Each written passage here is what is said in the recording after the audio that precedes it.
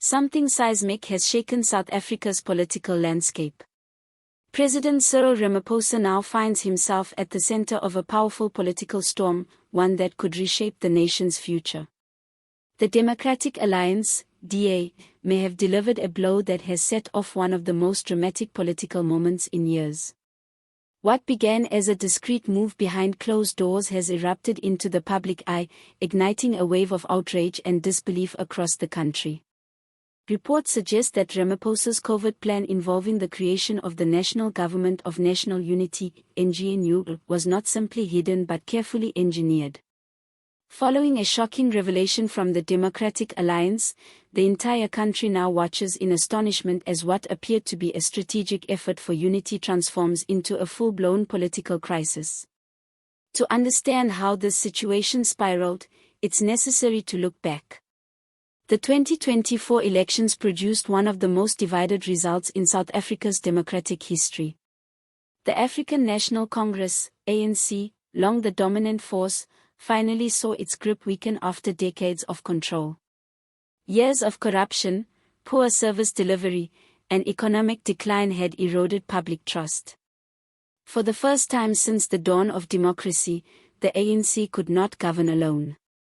It was forced to pursue a new political structure, one built on cooperation, negotiation, and uneasy compromise.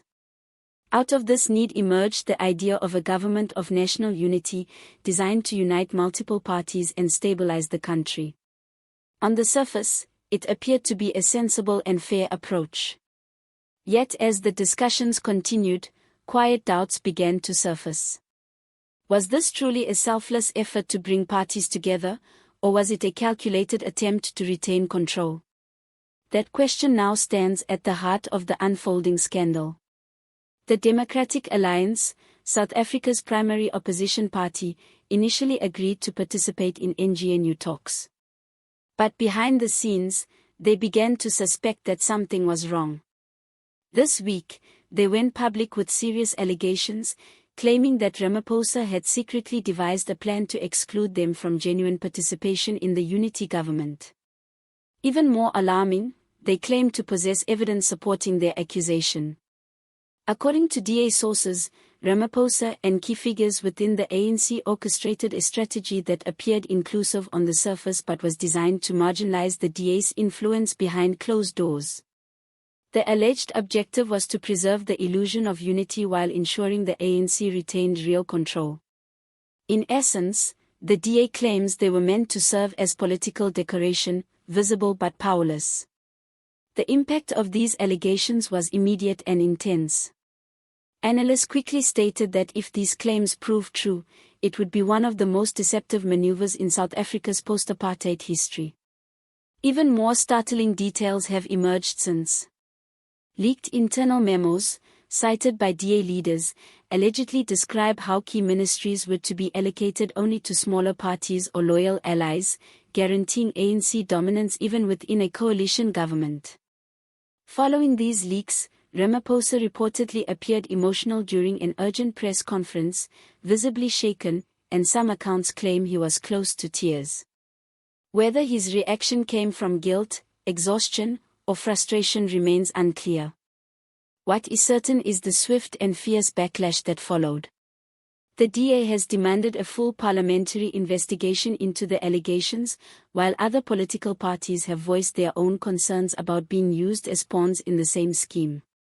The Economic Freedom Fighters, EFF, known for their criticism of both the ANC and the DA, described the incident as yet another act of betrayal conducted in plain sight. Meanwhile, Action SA called for greater transparency, warning that public trust in coalition talks is rapidly deteriorating. Ramaphosa, however, has denied all allegations, maintaining that NGNU discussions have been handled with integrity, inclusivity, and a genuine focus on the nation's progress. But with documents now circulating online and supposed whistleblowers stepping forward, managing the narrative is becoming increasingly difficult. The controversy raises crucial questions about South Africa's political stability. If the NGNU was built on deceit, how can it endure? And if trust has already fractured among key players, how can any coalition hope to function effectively once governance begins? Many observers now fear that this may mark the collapse of the NGNU project. If the DA withdraws, and others follow, the ANC may be forced into partnerships with smaller or more radical factions. Such a shift could further destabilize an already fragile economy, discourage investors, and heighten unrest in communities already struggling with unemployment and poor services.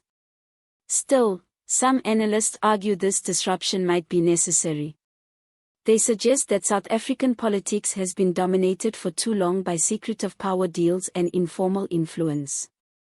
Bringing everything into public view could finally spark the transparency the system desperately needs.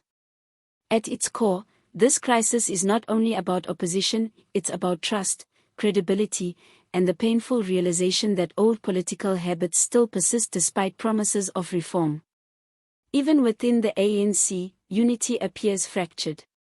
Anonymous insiders have expressed frustration over how the situation was managed, claiming it could have been avoided through honest and open negotiations that genuinely included the DA as an equal partner.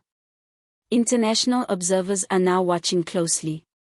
Foreign governments and investors have raised concerns that escalating instability could harm South Africa's credit ratings, leading to reduced infrastructure funding, fewer job opportunities, and slower economic growth. It's a domino effect no one wants, but one that feels increasingly possible. What happens next remains uncertain. Will Ramaphosa authorize an independent investigation? Will the DA release more evidence? And how will smaller parties position themselves as the scandal evolves?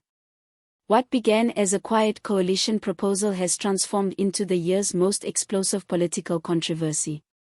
Each day brings new revelations, speculation, and reactions, and the nation is watching every move unfold in real time.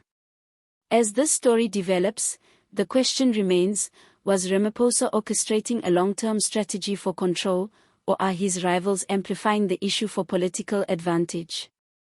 Share your thoughts below and let your voice be heard. If you found this report informative, remember to like and subscribe for continued updates on South Africa's evolving political scene. Tap the notification bell to stay informed as new details emerge. Your support helps us continue bringing the truth to light, no matter how uncomfortable it may be.